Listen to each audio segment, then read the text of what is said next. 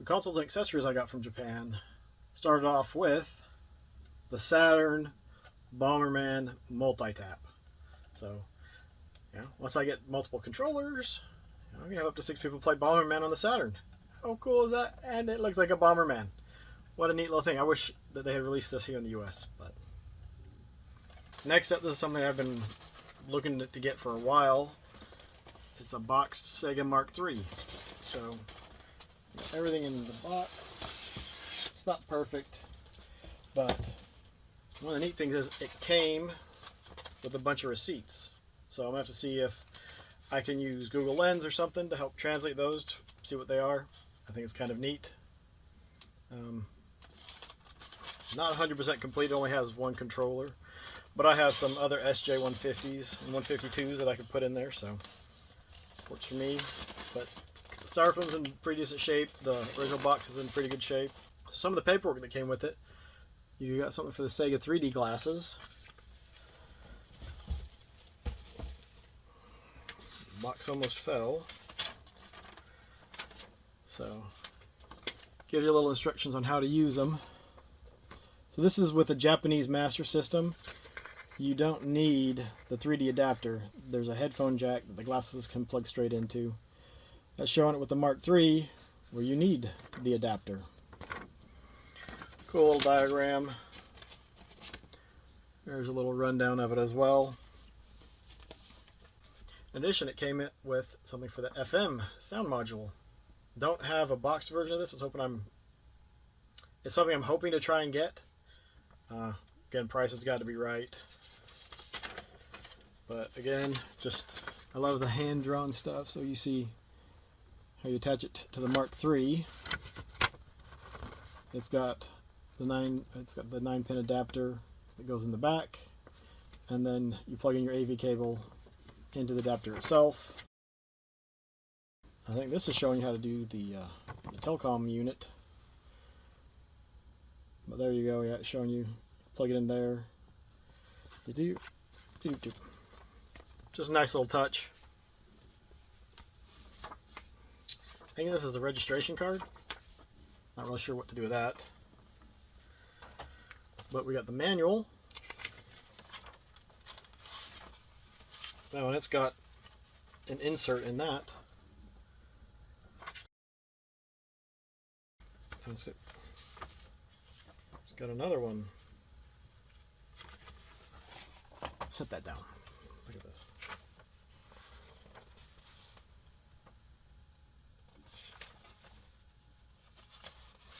I have no idea what this is. It's for some sort of a remote control. Don't think this has anything to do with the Sega anything. If it does, I don't know what it is. Going to the artwork.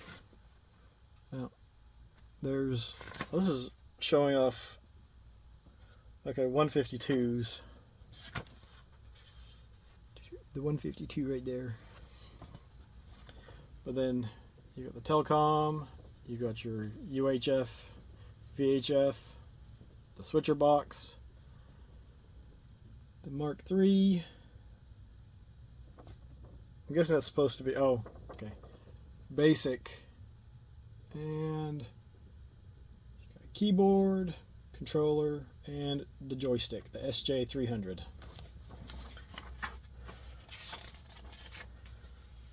I love this. I love just these old, I guess, tech manuals. At least for the video game systems, they're kind of cool. Here's one. Here's how you insert the card for one of the cards. Yep. Change the channel appropriately. Turn knobs. Okay, so here's a list of different accessories. So there's the My Cards. There's a 152, I think it is. Yeah, 152. There's the 300. There's the bike handle 400. There's cartridges. There's the steering handle 400. The telecom unit, the graphic tablet, and then the SK1100. Oh, forgot. Other page, it shows you, look at this. The Sega Printer 400. The Sega Recorder it 1000? The Sega Recorder 1000, as well as the keyboard. And then it has an advert. I don't know if this was original to the packaging or if this was something that was added later, but I mean, Zillion Enduro Racer. Enduro Racer for the Mark III is the version, if you're going to play it that's the version you want to play, because the levels are random, and so, you know, there's more to choose from. It's not set in stone like the European and the US copies. But look at all these exciting games coming out. You got American football, you got Woody Pop, you got tennis, Spy versus Spy. Yo, Adrian! Yeah. Volleyball, golf, ninja, Secret Command, or actually this is Sure Man, or Rambo. But there's Hokuto no Ken. There's Zillion. Just, I love this paper stuff. It's difficult to come by. I mean, especially here in the States. Next, we've got another boxed Mark III. So this came with a couple other things. I'm about to show those off, but it came for a really good price. I was excited to get it. It's not in as good a shape as the other one, but this one does have two controllers. It's much more yellowed. It just has the manual, but oh, and it's missing the cartridge flap. So there's that too. So you know, when I was looking for a Mark III, I got this one because of the other two things that came with it. What would make me want to try and get a lot that had something that I already had, like a boxed Mark III? Well, how about a boxed joystick, the SJ300M. See, look at it, it's all fancy. The box isn't in the best shape, but it's cool to have a boxed version of the controller. So you can see it's in there. Now you can tell by the box what's the difference between this and the 300M. Sorry, the 300 and the 300M. Let's see. There's the 300M. Here's the 300. All I know is different is the buttons. That's it. These are red, the other ones are blue. There might be some differences on the inside. I don't know. I don't even know where to begin to look for that. The last thing was a boxed SK1100. So as soon as I can get a boxed SG1002, I'll have all of the box consoles I think I want from Sega 8-bit. So styrofoam's in decent shape. Look at, can you read what that says? Sega! Yep, Sega. Sega. But it's in there pretty well, a nice little spot so you can come in and grab it.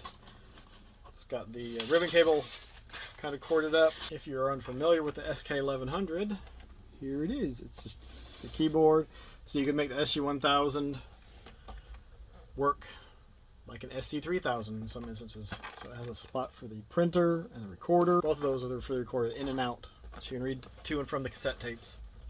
Keyboard's in pretty good shape. I haven't tested this, but both of the Mark IIIs work. But this also came with a little bit of paperwork. Here's a little bit how the keyboard is. There's the back of it, so you got the ribbon cable, the stuff I already talked about, the AV and the recorder in and out. Nice little picture. The keyboard itself. I don't know, you've got your SG1000, 1002. How you're supposed to hook it up for the regular SG1000, because the port's in the back, so you plug it in the back and then you route the ribbon cable underneath it. And you got your on and off.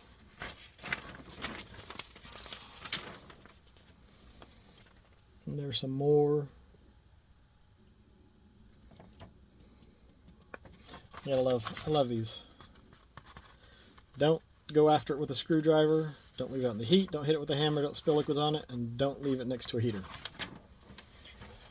Your SK1100 keyboard does not want to be warm or hot. It just wants to be comfortable. Remember that. I'll have to keep an eye out to see if I can find one that comes with more documentation, but for the moment, sweet.